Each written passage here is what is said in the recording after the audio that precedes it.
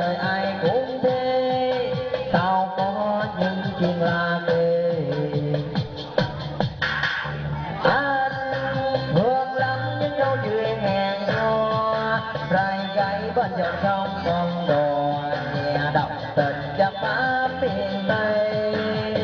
Anh thương sao những giọt mồ hôi sương rơi trên đôi má hồng, để cho đời nó ấm đơm bồng. Ơi cô nàng hai lúa xin về đây suốt đời bên nhau, dẫu cho ai người chê ta còn tơ duyên thăm bao.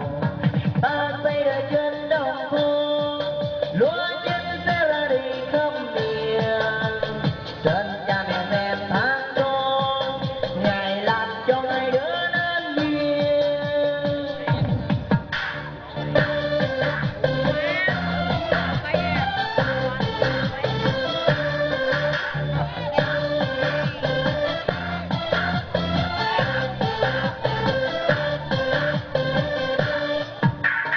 Biết bao nàng con gái đem tình yêu đến tận cho anh, dẫu anh không đẹp trai biết bao cô nàng hẹn anh có tài.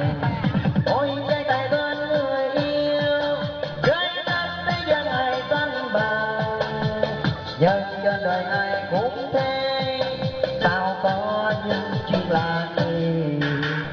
Anh thương lắm những câu chuyện hẹn hò, trai gái bên dòng sông con đò, nghe đọc tình chấp pháp miền Tây.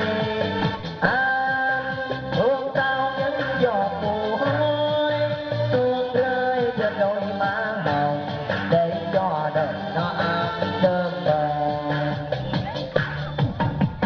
Ơi cô nàng hai lúa xin về đây suốt đời bên nhau, dẫu cho ai cười chê ta còn tơ duyên thăm bao.